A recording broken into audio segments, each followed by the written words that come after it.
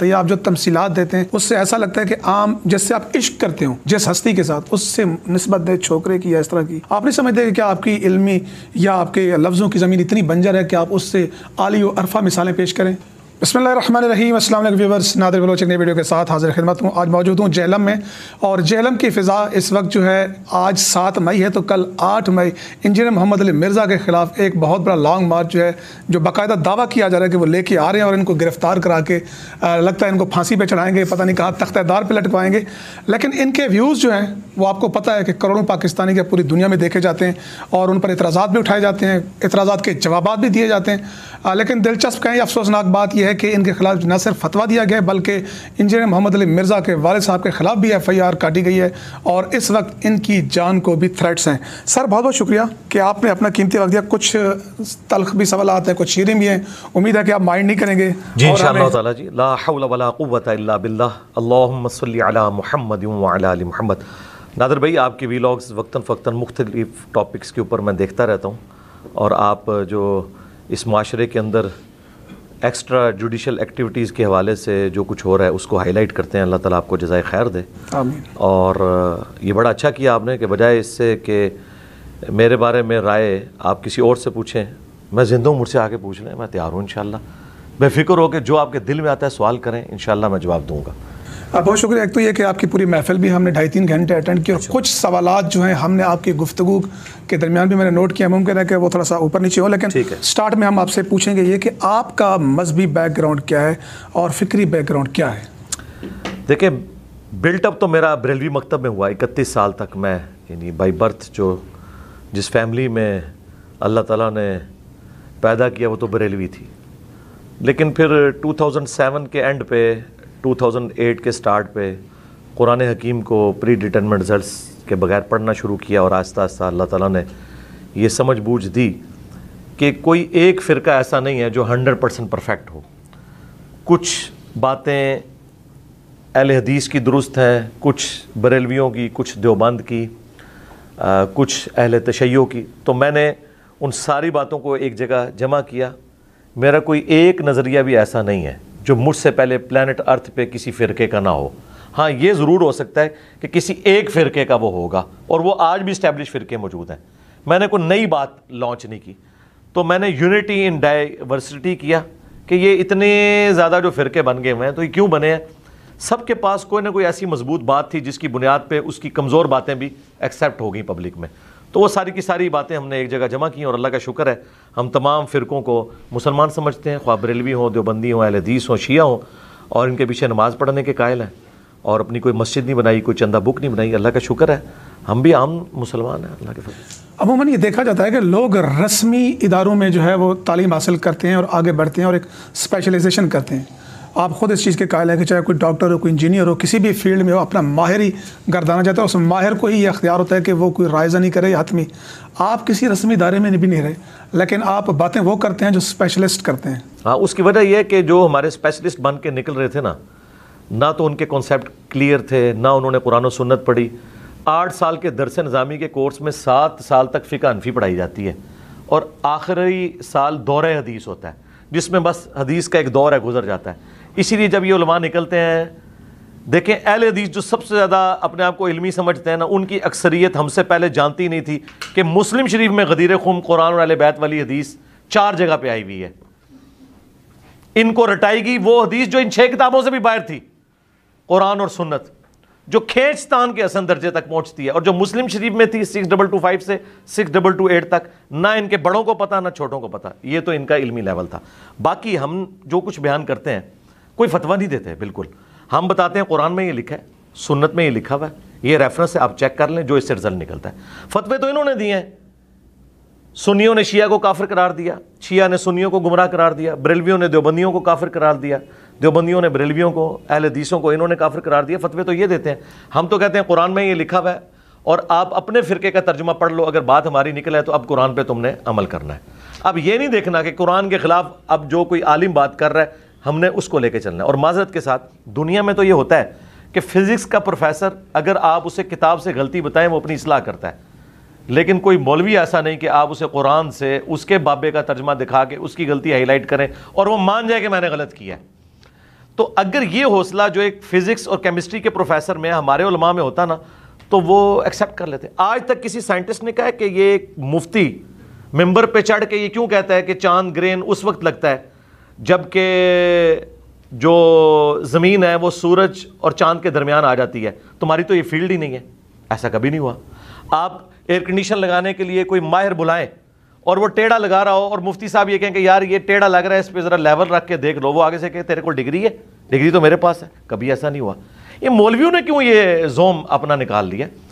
واضح حدیث ہے بخاری میں, بلغوا عنی ولو آیا, پہنچا دو میری طرف سے خواہ ایک آیت ہی آتی ہو. اور آخری بات, آپ کو اگر پرائمری اسکول کا بچہ آ کے کہے کہ سر سورۃ البقرہ کی آیت نمبر 279 میں لکھا ہے کہ جو سود کھاتا ہے اللہ اور اس کے رسول کا اعلان جنگ ہے اس کے خلاف, تو آپ اسے کیا کہیں گے کہ تم پہلے جا کے ڈگری لے کے آؤ یا قرآن کھول کے پڑھیں گے؟ قرآن ہی کھول کے پڑھیں گے. اور قرآن میں وہ نکل بھی ہے تب بھی آپ کہیں چونکہ تیرے پاس ڈگری نہیں مولویوں کی, میں قرآن بھی نہیں مانتا, تو آپ ڈگری سے کیا اسلام سے ہی فارغ ہو جائیں گے. اور ہم چاہتے ہیں کہ یا تم مسلمان بنو یا اسلام سے فارغ ہو جاؤ. اسلام کو ایسے منافقین کی ضرورت نہیں ہے جو اپنے کتابوں کے غدار ہوں. آپ کا لہجہ ایروگینٹ ہے, کیا ہے کہ آپ کے لہجے پر اعتراض کیا جاتا ہے, یا آپ جو تمثیلات دیتے ہیں اس سے ایسا لگتا ہے کہ عام جس سے آپ عشق کرتے ہوں جس ہستی کے ساتھ اس سے نسبت دے چھوکرے کی یا اس طرح کی, آپ نہیں سمجھتے کہ کیا آپ کی علمی یا آپ کے لفظوں کی زمین اتنی بنجر ہے کہ آپ اس سے عالی و عرفہ مثالیں پیش کریں؟ جی ہم نے تو کوئی مثال ہی نہیں دی ہے, ہم نے تو بتایا یہودی کہتے تھے, ٹھیک ہے. اور جب مثال دی جاتی ہے نا تو اس زبان کی لنگوسٹک کو استعمال کیا جاتا ہے, وہ زبان کیا کہہ رہی ہے. پہلے تو میں بریلویوں کو ان کے گھر کا حوالہ دیتا ہوں. ان کے اعلیٰ حضرت نے غزوہ بدر اور احد کے کانٹیکسٹ میں جو صحابہ کرام شروع میں ریلیکٹنٹ تھے ان کے لیے لفظ ترجمے میں استعمال کیا ہے, تم نے نامردی دکھائی. نامرد کسے کہا جاتا ہے؟ ٹرانسجینڈر کو. تو یہ کہیں گے نہیں اعلیٰ حضرت کا کہنے کا مطلب یہ نہیں تھا کہ وہ ٹرانسجینڈر تھے, کہنے کا مطلب تھا کم ہمتی. تو اگر اعلیٰ حضرت جو عاشقوں کا امام بنا ہوا ہے, خود سے انہوں نے بنایا ہوا ہے, وہ یہ کہے کہ نامرد صحابہ کو, تو یہ کیا کہیں گے؟ ٹائم قیامت تک بریلویوں کو مرے زندہ جواب دیں اس بات کا. اعلیٰ حضرت نے سورہ نمل میں جو ایک جن بولا تھا نا کہ میں آپ کی محفل برخاست ہونے سے پہلے وہ تخت لے آؤں گا, اس میں الفاظ تھے افریت, جن میں سے ایک افریت. افریت کہتے ہیں عربی میں دیو ہیکل کو. اعلیٰ حضرت نے پتہ کیا ترجمہ کیا؟ ایک خبیث جن بولا. تمہارے اعلیٰ حضرت نے ایک صحابی جن کو خبیث کا ہے, اس کو اردو نہیں آتی تھی, یو پی کا رہنے والا تھا, میں تو پنجابی ہوں, میں جسٹیفائی کروں گا جو کچھ بولوں گا میں اسے جسٹیفائی کروں گا اللہ کے فضل سے. اردو لنگوسٹک کے اندر جب آپ مخالفین کے اعتراضات کو ایک جگہ جمع کرتے ہیں تو آپ اس کے لیے محاورے کا سہارا لیتے ہیں. اس طرح کے محاورے قرآن کے اندر بھی موجود ہیں. نبی علیہ السلام بعض اوقات صحابہ کرام کو بات کرتے ہوئے کہتے تھے تیری ماں تجھے روئے. اس کا مطلب پتہ کیا ہے؟ تو مر جائے اور تیری ماں پیچھے. لیکن یہ محاورتاً اس کا یہ مطلب نہیں ہے, ٹھیک ہے. یہ اگر یہ کریں گے تو میں قرآن و سنت سے ایسی ایسی باتیں کروں گا کہ پھر وہ ایتھیسٹ میرے کلپ کاٹنا شروع کر دیں گے. منو نہ چھیڑو, میں خطرے ناک ہو جاؤں گا. جو عمران خان نے کیا سی, عمران خان تے ہوئے ہیں نا خطرے ناک, میں خطرے ناک ہو جاؤں گا, منو نہ چھیڑنا. تو قرآن میں آئے وہ کہتے تھے نبی پاگل ہے, مجنون ہے, دیوانہ ہے, شاعر ہے, پریشان خواب آتے ہیں. اس نے ایک اجمی غلام رکھا ہوا ہے جو اسے پڑھاتا ہے, اور سب سے بڑھ کر ہماری ماں سیدہ عائشہ کے اوپر انہوں نے تہمت لگا دی.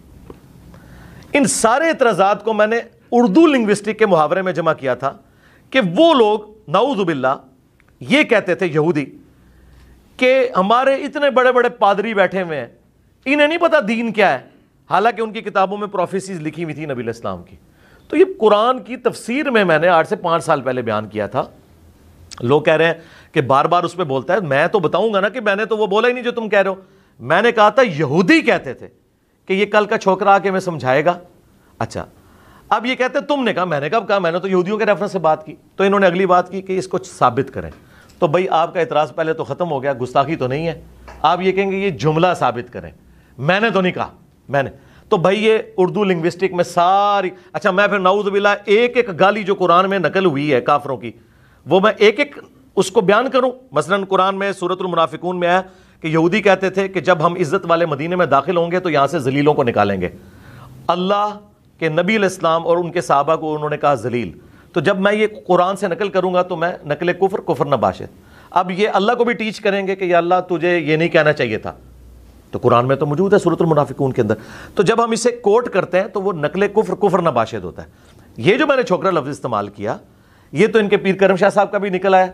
انہوں نے سورہ مریم کی تفسیر میں حضرت ابراہیم کے والد نے جب ان کو ڈانٹا, والد تو نہیں تھے, وہ ابا تھے یعنی چچا, اور وہ کافر تھے, تو اس میں پیر کرم شاہ صاحب نے لکھا کہ ان کے ابا نے یہی گمان کیا یہ کل کا چھوکرا کے مجھے سمجھائے گا. وہاں لفظ ہے لڑکا. پھر میں نے انہیں اردو کی ڈکشنری سے بتایا چھوکرا نکال کے دیکھو اس کے آگے پہلے نمبر پہ لکھا ہے اس کا مطلب ہوتا ہے لڑکا. لڑکا نکال کے دیکھو اس کے آگے پہلے نمبر پہ لکھا ہوا ہے چھوکرا. یہ انٹرچینجبل ورڈ ہے. اب ان کو پسو پڑ گئے ہیں کیونکہ پیر کرم شاہ صاحب تو بہت بڑی پرسنالٹی ہیں, ڈاکٹر تعلق قادری کے استاد ہیں, اعلیٰ حضرت احمد بریلوی صاحب کے خلیفہ نعیم الدین مراد آبادی جنہوں نے خزائن العرفان کنز الایمان پہ حاشیہ لکھا ان کے وہ اسٹوڈنٹ ہیں, اور مفتی احمد یار خان نعیمی کے کلاس فیلو ہیں.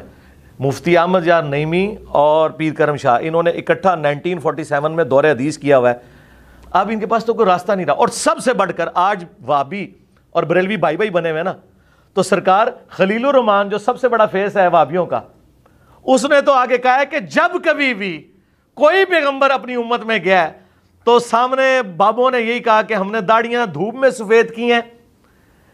یہ کل کا چھوکرا آ کے میں سمجھائے گا. ہونا تو چاہیے تھا 1,24,000 FIR اس پہ بھی کٹوائی جاتی, اور اس نے کوئی رجوع نہیں کیا, ابھی بھی نہیں وہ کرے گا. ہم نے اپنے اسٹوڈنٹ بھیجے ہیں کہ یار چلو تم اگر انجینئر کے حق میں نہیں نہ بول سکتے تم اس سے معافی مانگ لو کہ مجھ سے غلطی ہوگی. کہتا ہے کوئی غلطی نہیں ہوئی ہے, میں نے اردو لنگوسٹک کا محاورہ بولا ہے, ٹھیک ہے, اور وہ بالکل ٹھیک بول رہا ہے.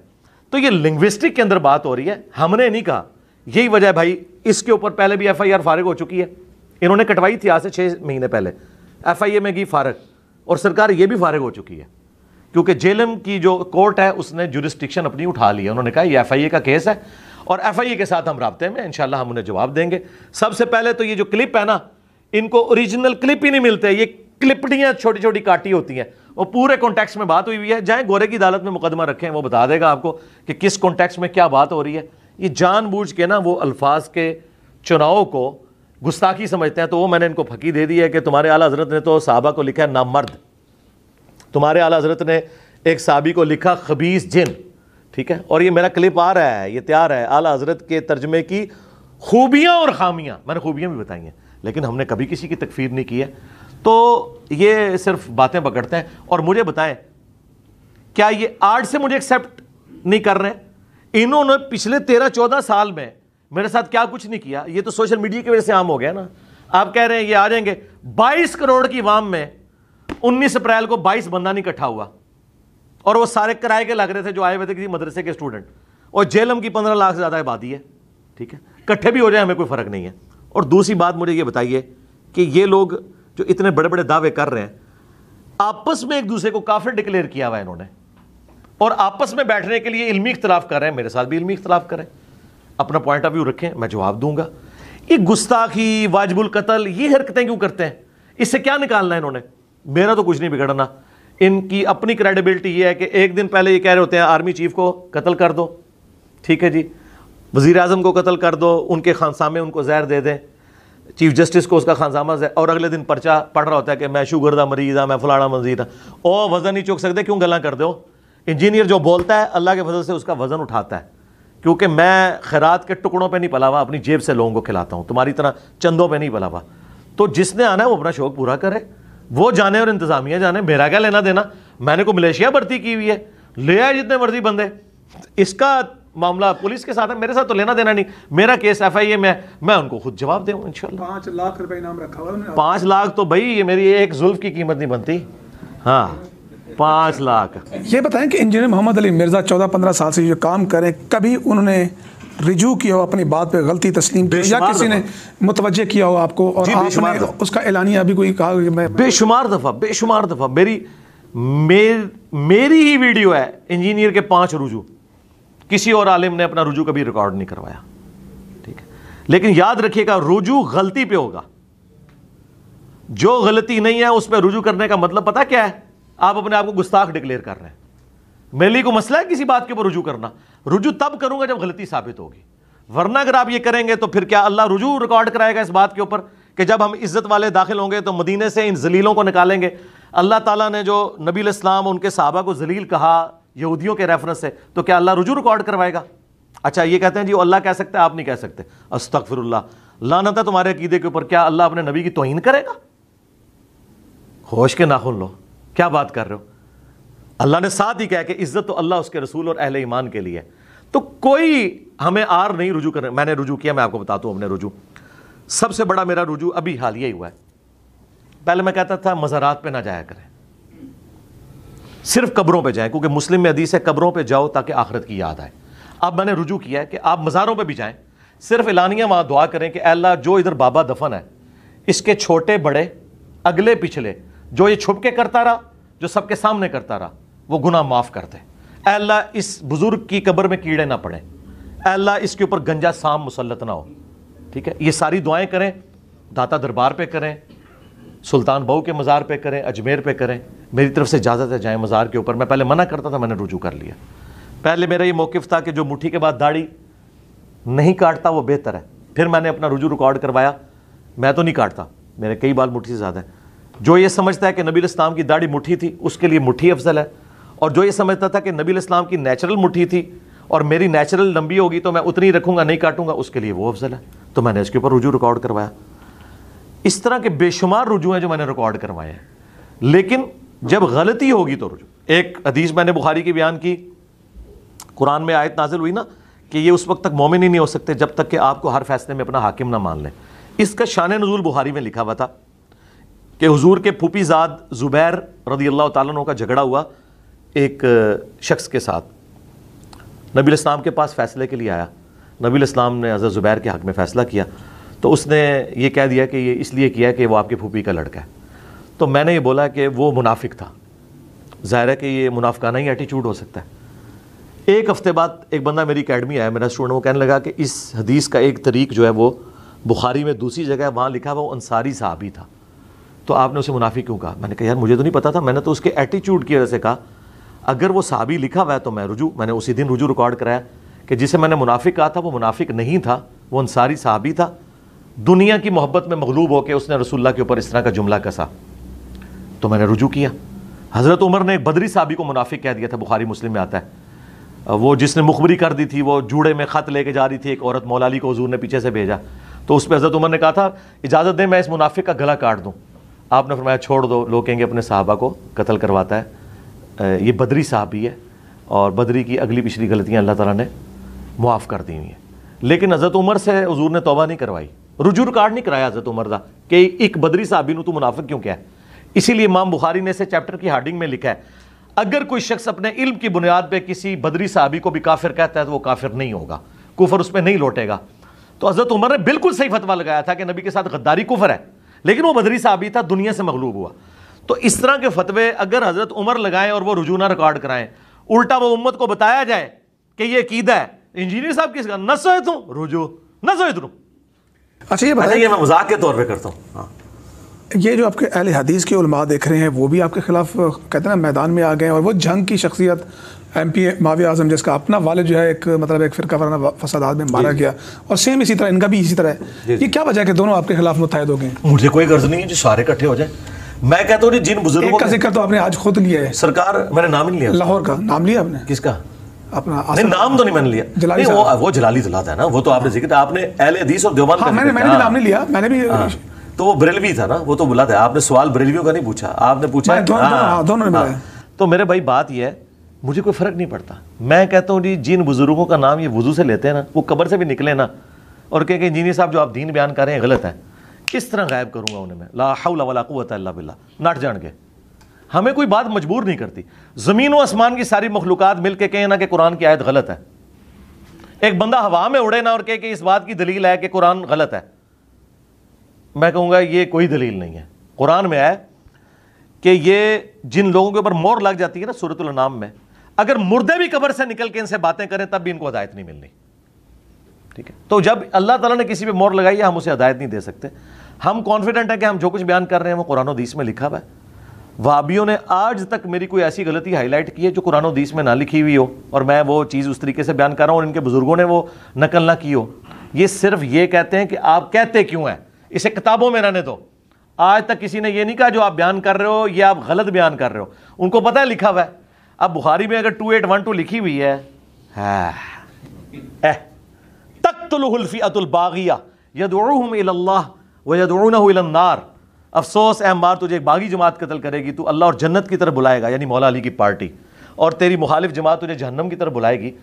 تے پٹو امام بخاری نو، اور بلکہ اس تو بھی ود کے اللہ دے نبی دی حدیث ہوتے پٹنا جے ایمان برباد کرو، میرا کیا لینا دینا، میں تے ڈاکیاں. ٹھیک ہے، 1,24,000 انبیاء روئے زمین پر آئے.